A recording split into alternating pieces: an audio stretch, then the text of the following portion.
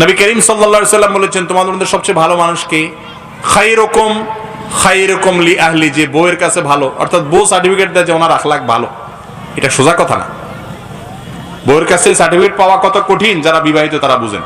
বিশেষ করে 2-4টা ছেলে মেয়ে হয়ে গেছে তারা বুঝেন কত ধানে কত চাল, কত কাঠখড়ি পোড়ানোর পরে বউর খুশি সন্তুষ্টি অর্জন করা যায়। কারণ সারাদিন খেচর খেচর করেন, গেউ গেউ করেন, আচরণ খারাপ করেন, যা তা বলেন, মুখ খারাপ করেন, হুজুর মানুষ হইয়াও ব্যবহার খারাপ করেন। বাইরে তো মানুষ দেখে যে আপনি ফেরেশতা, মাশাআল্লাহ, ইয়া বড় হুজুর, কিন্তু ভিতরে আপনার বউ জানে আপনার গোমর কি। ঠিক না ঠিক? এই জন্য সেখানে আচরণ ভালো করেন, আপনি ভালো মুসলমান। শুধু সালাত সিয়ামের মাধ্যমে না, আখলাকের মাধ্যমে ভালো মুসলমান হইতে হবে। কথা কি বুঝে আসছে ভাই? এই জন্য যথাসম্ভব অন্যের ক্ষতি যেন না হয় আমার দ্বারা, সেই চেষ্টাটা করতে হবে। অনেক মহিলারা আছে যে মহিলারা অন্য মহিলাদের পিছনে লাগে। আমাদের দেশে নারী নির্যাতন পুরুষের চাইতে নারীরা বেশি করে। নারীদেরকে নির্যাতন নারীরাই। একজন বৌমা আসছে আরেক ঘরে, তার জ্বালাতনটা শ্বশুরে বেশি করে না শাশুড়ি বেশি করে? কথা বুঝেন নাই?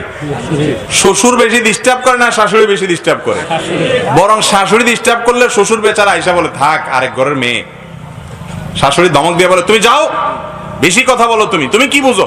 সব অশান্তির কারণে তো তুমি। একটা জাড়ি মেরে দেয় কি দেয় না?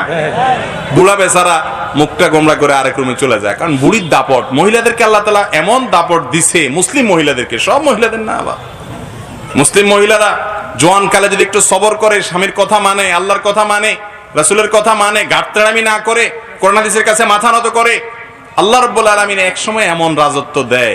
এই যে মুসলিম সমাজে আপনি দেখেন, যখন মহিলা একটু বয়স বাড়ি হয়, ছেলে মেয়ে 2-4টা হয়ে যায়, আস্তে আস্তে তার বাহিনী বাড়ে, জুনুদ, এগুলা এক একটা বাহিনী। ছেলে 2টা, মেয়ে 3টা, এগুলো বড় হয়, আস্তে আস্তে মহিলার পাকনা আপনার বড় হইতে থাকে। ঠিক না? হ্যাঁ, তখন বাপে একটু জোর করে কথা বলতে হিসাব করে, কারণ পোলাপান সব কার দলে? সব মায়ের দলে। বাহিনী 4-5টা হয়ে গেছে, আর বেচারা দেখে যে হায় হায়, আমার সাথে একটাও নাই, মিষ্টি মিষ্টি কথা কয়, সব তো মার লগে। এরপরে যদি ওদের ঘরে ছেলে মেয়ে হয়তো তার কোনো কথাই নেই, পুরা গোষ্ঠীটাই বুড়ির সাথে। তখন এবার বুড়ির দাপট দেখে কে? সেই দাপটটা বেয়াদবি হবে না স্বামীর সাথে, কারণ বুড়া বুড়ির একটা বোঝাপড়া তখন হয়ে যায়। এটা ধমক দেয়, থামেন আপনি কি বুঝেন? বুড়া ওইটা এনজয় করে, আলহামদুলিল্লাহ, ওইটা বেয়াদবি হবে না। এই যে দাপটটা করতেছে, এই মহিলার যৌবনকালে যদি বলতো না তোমার কথা শুনবো না, বদ্ধ করে থাকবো না, তোমার কথা কেন মানবো, দৌড় দিত, এর কপালে কিন্তু এই সংসার হতো না। আমি এই জন্য অনেক মা বোনকে বলি, যখন আইসা নালিশ করে যে শ্বশুর খারাপ, শাশুড়ি খারাপ, আমি সবর করেন, এককালে আল্লাহ রাজত্ব দিবেন, এক সময় আল্লাহ রাজত্ব দিবেন। আল্লাহর নিয়মই হলো সবরে মেওয়াত দেয় আল্লাহ তাআলা, একটু সময় লাগে। ঠিক না ঠিক? তো যাই হোক, যেটা বলতেছিলাম, মহিলাদেরকে কষ্টটা পুরুষদের তুলনায় মহিলারা একটু বেশি দেয়। আমাদের দেশে পুত্রবধূকে জ্বালাতনটা শ্বশুর মশাইয়ের তুলনায় শাশুড়ি একটু বেশি করে, ননদরা একটু বেশি করে, জারেরা একটু বেশি করে, অথচ এটা হওয়া উচিত না। আমাদের অনেক মহিলারা আছেন, আমি বলছিলাম পুরুষদের এই রোগ আছে যে আমরা ইবাদত বন্দি করি, পর্দা পশিদা, সালাত সিয়াম সব করি, কিন্তু জারের পেছনে আংটা আংটি করাতে, আলটা আলটি করাতে, শাশুড়িরে উস্কায় দেওয়াতে, দেখছেন আম্মা মাত্র আসলো, কয়দিন হলো সংসারে, সে এখনই এরকম কথা বলতেছে।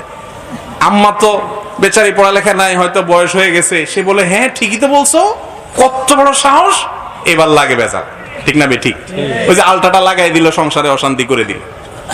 ভালো করে শুনে রাখেন, কারোর সংসারে আগুন ধরানো আল্লাহর জমিনে সবচেয়ে বড় পাপগুলোর মধ্যে, অপরাধগুলোর একটা অপরাধ। ইবলিস সবচেয়ে খুশি হয় এটা।